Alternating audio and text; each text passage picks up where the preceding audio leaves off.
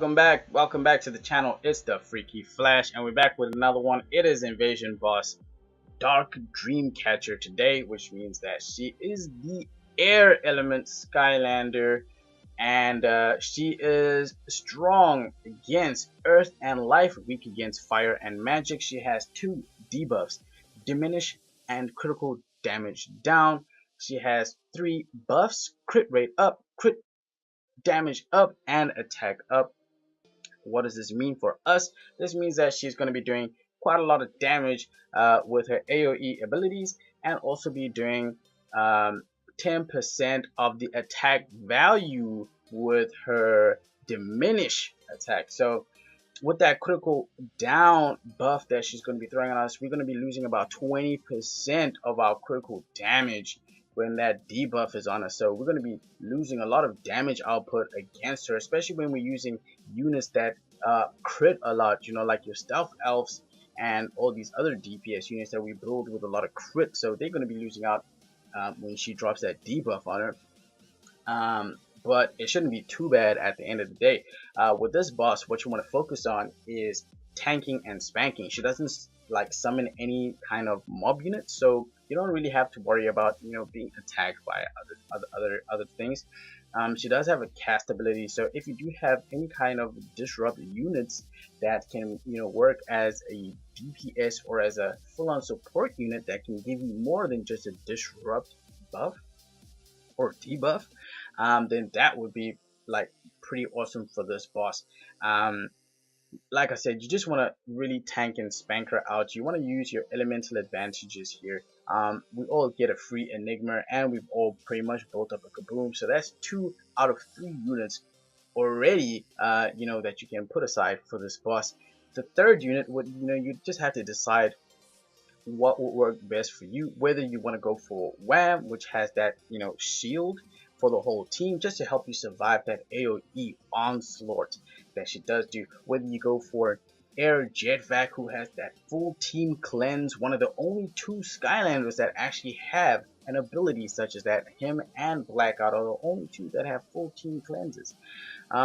Or alternatively, if you want to go for another elemental advantage DPS, maybe you want to try a Buckshot, or you want to try going for Flare Wolf, who would be an MVP with this boss in my personal opinion, or any of the other fire units that everybody's been farming these days, Igniter or Blast Zone, just to help out that kaboom, pump on a lot more damage by, you know, supporting him with giving those defense damage down debuffs onto the boss and increasing that damage output that is so sorely needed. That is all you kind of got to do with this boss. There's not really a lot of strategy that goes into her. As long as you can disrupt and tank out most of the AoEs, you should be able to score quite well.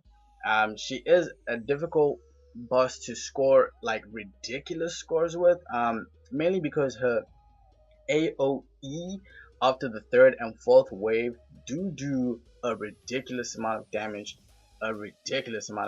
And a lot of you may have noticed that ever since these patches and updates that we have gotten recently, a lot of the invasion bosses are getting a little bit harder to do ridiculous amounts of damage to you. I think this is in response to a lot of the guilds using that exploit that allows them to score 2 to 3 million points within the first 5 minutes after reset.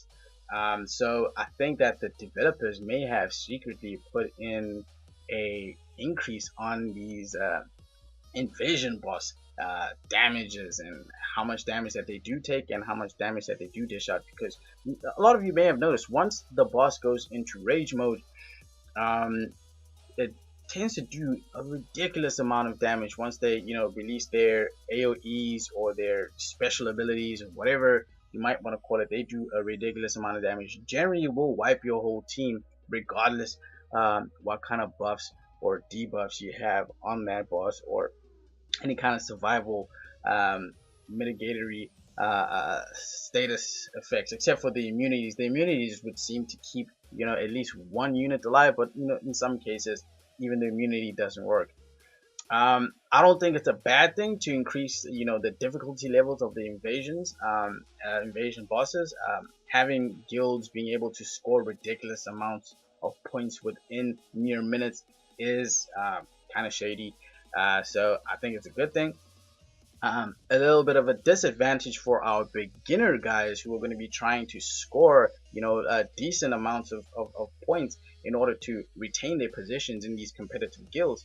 But what it basically means is that we just got to ruin farm and we got to build our core units for invasion, specifically for invasion. Things like, your invasion units like your guild grunts, etc. At a later stage, I will just release maybe a little video just talking about invasion units that are perfect just for invasion, and you just want to focus their builds on the invasion aspect.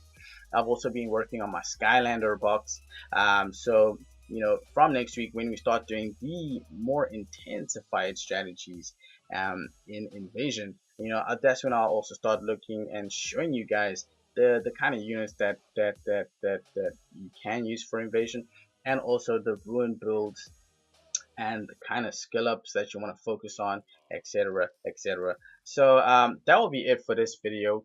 Hope you guys enjoyed it. I'm already done the run. We scored our 30k base score for the week. Once we score our 30k base score, that the run is pretty much over from there. We know we don't try and just go 60-50, because the whole point of these videos is just to show you how to get to that 30k, just so you can hit that baseline and retain your position as a beginner. So thanks for watching, everybody, and I'll see you in the next one. Just stay tuned for the video of the run. Peace out.